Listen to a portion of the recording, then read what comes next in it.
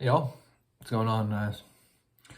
So, I really don't want to produce this video for you guys because I feel like I'm betraying myself in two schools for which I had formerly studied psychic material and psychism. So I'm going to use their, I believe it's called an acronym, BPI and CSD or FSD. I'm not even going to tell you whether it's FSD or CSD for you. I paid a lot of money for this wisdom, guys. Not a lot of money, but it's in the thousands of dollars. So it kind of pisses me off that I'm sharing it with you for free. But of course, most of you aren't clairvoyant, so you're not going to get into these schools anyways. But maybe after having watched a bunch of my videos, you'll have begun to develop clairvoyance, and then you'll want to go to one of these two schools. You'll have to contact me for further information if you're starting to develop clairvoyance. And maybe after having watched this video, you'll start to develop clairvoyance, and then you'll have to reach out to me to contact me about getting into one of these two schools. So, as I said, the subject of today's video is developing clairvoyance. And this is the highest level that I've instructed in yet. So this is, again, 200 level course. 200 plus level course. All right, guys. BPI instruction first. All right, so clairvoyance is a 6 chakra phenomena, folks. Now, I'm going to have to try to balance this because, I was a Hindu first, guys. I went to India, studied Hinduism in India. Then I was a Buddhist. All right, studied Buddhism in North San Francisco and Marin. Then I became a Christian. So I'm going to be balancing, trying to remain Christian here while describing a largely East Indian phenomenon. It'll be a balancing act here. Okay, so largely East Indian phenomena. It's going to be describing chakras and stuff, folks. Okay, so as I said, clairvoyance is largely a 6 chakra phenomenon. And where is the 6th chakra, folks? It's right in the center of your head, folks. Right in the center of your head. So BPI would have you establish a throne in the center of your head, folks. But where you want it is, okay, so what you're going to do is you're going to create a screen here, folks. A screen, okay? And what you're going to have is a throne, and the throne is going to be in the center of your head, folks, but in the center of your head this way, the center of your brain, folks, okay? Center of your brain. I want you to make a hollow. Your head is already hollow, folks. So, the center of your brain, I want you to imagine, it's already hollow, in the center of your skull anyways. So I want you to imagine a throne in there, okay? And then I want you to imagine yourself small, right? Little guy, just yourself small enough to sit on that throne, okay? So go ahead, get in your imagination. I'll give you a second. Relax.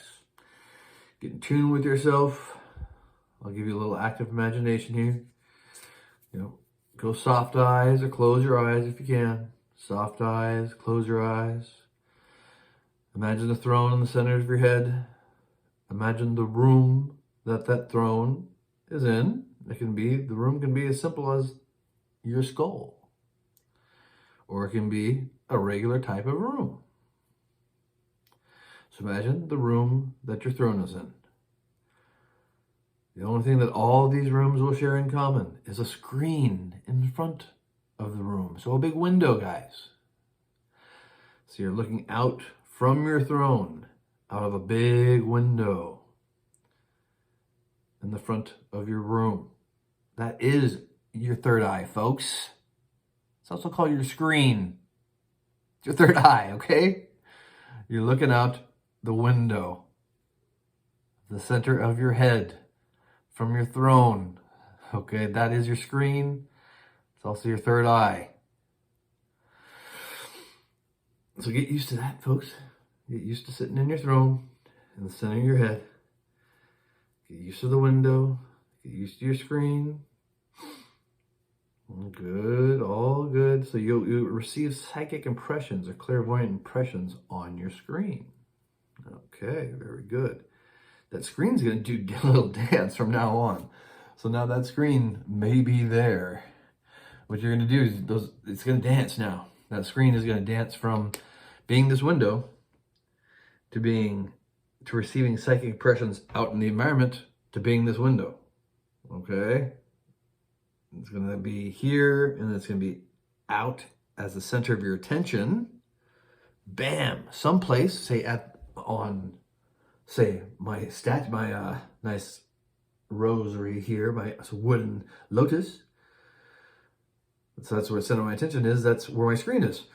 Then I return to meditation, to the screen being my third eye, sitting in my throne room in meditation, looking out at my third eye, receiving psychic impressions on my third eye. What's that? Now my third eye is out in the world, receiving psychic impressions. I call back my third eye to my center, and my attention to my throne room.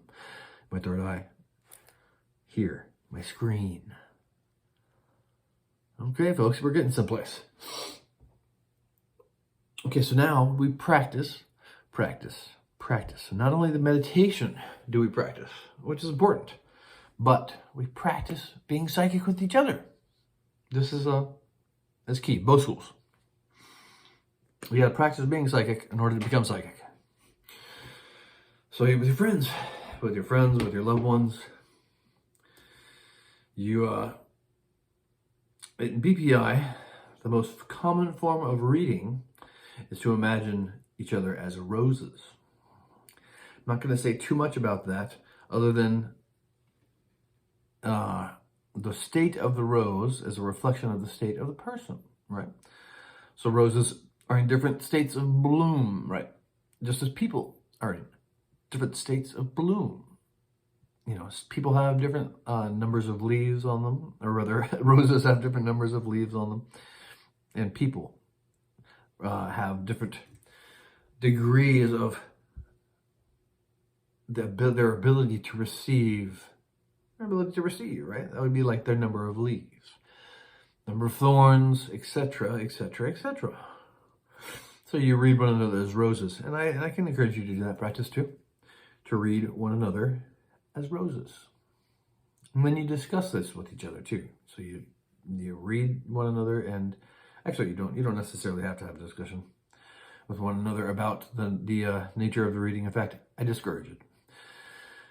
Come to think about it, I don't remember receiving a lot of feedback for the psychic readings that I gave at BPI or at FSD.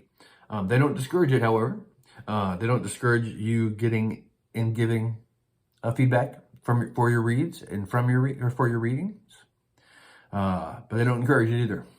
They don't encourage you to give or receive feedback from your readings, but they don't discourage it. Okay, so now we're moving on to FSD. You guys are getting a lot of free stuff here. It cost me a lot of money, folks. So at FSD, one of their strategies is so they have you meditate on your 7th chakra. In the class in which you are developing your 6th chakra, they have you meditate on your 7th chakra. And it's a very wise practice too, because from where are you meditating on your 7th chakra? Well, folks, you're in your 6th chakra, meditating on your 7th chakra. So they're grounding you in your 6th chakra by getting you to meditate on your 7th chakra. Okay.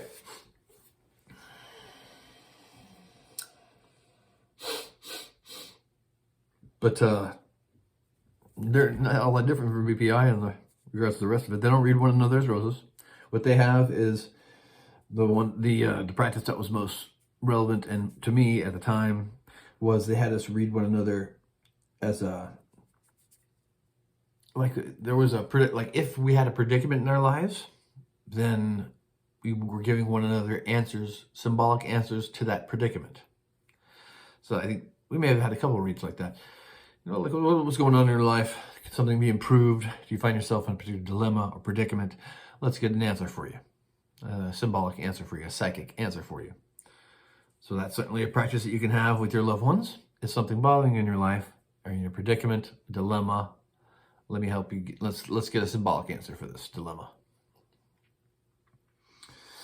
And again, it's practice, practice, practice. So now you're reading others. Just go ahead and read their dilemmas. And read answers to their issues that they're having in their lives, symbolic answers to whatever issues they're facing. And just remember, so setting the chakra, yeah, right here, right at the top of your head. So, and unity, folks. It's violet or purple. Purple or violet, folks. So, 6th chakra is indigo, but let's not get too complicated. We're focusing, the 6th chakra, indigo. 7th chakra, purple or violet. And so go ahead and get up in that. You can focus on if you're in your 7th chakra meditations, that's what you're going to be focused on. You're going to be sitting in indigo, but you're not focused on indigo. You're focused on purple and violet, okay? All right. I think that's it, guys. Yeah. Glad I could share with you what I know. You got any questions? Comment. And like and subscribe, please. Peace be with you. Bye for now.